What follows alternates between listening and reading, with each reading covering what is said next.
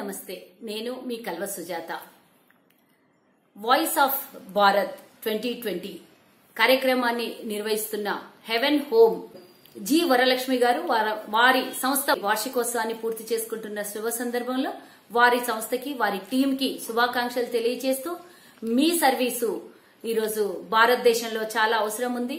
అత్యున్నతంగా మహిళలకే ప్రాధాన్యతమైనటువంటి మీ సర్వీస్ ని మీరు ఇంకా ముందు కూడా మంచి సర్వీస్ ని అందించాలని ఈ శుభ సందర్భంగా మీకు కోరుకుంటూ ఒక చిన్న మెసేజ్ పాస్ చేయమని నాకు చెప్పడం జరిగింది. కాబట్టి ఈ సందర్భంగా నాకు ఇచ్చినటువంటి ఈ అవకాశాన్ని నేను సంతోషంగా భావిస్తూ ఒక చిన్న సబ్జెక్టు మీద ఒక 2 నిమిషాలు మీతో షేర్ చేసుకోవడానికి నేను సంతోషిస్తున్నాను. ఇప్పుడున్నటువంటి ప్రధానమైన సమస్య ఈరోజు ప్రపంచవ్యాప్తంగా కరోనా వైరస్ తో గడగడలాడుతున్నటువంటి సందర్భంలో మొత్తం ప్రపంచమే తలకిందులవుతున్నటువంటి సమయము, ఎంతో మంది చచ్చిపోవడము, ఎంతో ఆర్థికంగా వ్యవస్థ దెబ్బతినడం సమయంలో ఈరోజు పిల్లలకి ఆన్లైన్ విద్యల్ని అందిస్తున్నటువంటి రాష్ట్రమే కాదు యావత్ భారతదేశంలో ఎక్కడ కూడా ఇలాంటి పనులు చేస్తున్నారో వాళ్ళకందరికీ నేను డిమాండ్ తో పాటు హెచ్చరికలు కూడా తెలియజేస్తున్నాను. ఇలాంటి విద్య ఆన్లైన్ విద్య వల్ల పిల్లల కళ్ళు పాడైతాయి.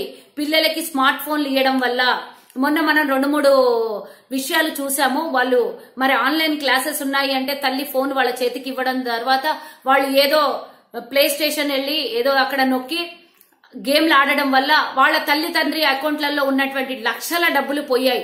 మరి ఇలాంటి విపత్తుకర సమయాన్ని క్రియేట్ చేస్తుంది ప్రభుత్వం. కాబట్టి పిల్లలకి తెలిసి తెలియని వయసులో వాళ్ళకి స్మార్ట్ ఫోన్లు ల్యాప్టాప్లు వాళ్ళ చేతికి అందడం వల్ల వాళ్ళు ఇష్టానుసారంగా వెళ్లిపోతే దీన్ని క్యాష్ చేసుకోవడానికి అవతల ఎన్నో మంది కాచుకొని ఉంటారు. బయట ఉన్నటువంటి ప్రపంచం చాలా చెడ్డగా ఉంది కాబట్టి దాన్నన్నిటిని ఉద్దేశంలో పెట్టుకుని ప్రభుత్వం చాలా ఆలోచించాలి. కొన్ని పేద కుటుంబాలు ఉంటాయి, వాళ్ళకి ల్యాప్టాప్లు స్మార్ట్ ఫోన్లు ఉండవు. మరి వాళ్ళందరికీ విద్య ఎలా జరుగుతుంది అని ఆలోచన రహితంగా ఇలా ప్రైవేట్ విద్యా సంస్థలకు కానివ్వండి, ఎవరైతే ఆన్లైన్ లో క్లాసెస్ నిర్వహిస్తున్నారో వాళ్ళకందరికీ ప్రభుత్వం ముందుకొచ్చి ఇలాంటి విద్యని అందించొద్దు.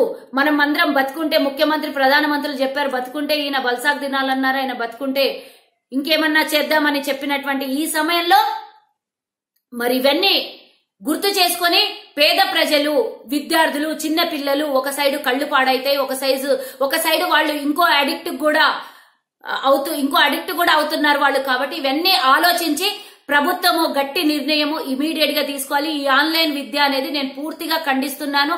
దీనివల్ల కుటుంబాలు పాడవుతున్నాయి, పిల్లలు పాడవుతున్నారు అనే విషయాన్ని గమనిస్తూ మీరు నిర్వహిస్తున్నటువంటి ఈ సేవా కార్యక్రమంలో నా వాయిస్ ఇది ప్రభుత్వం వరకు చేరాలి.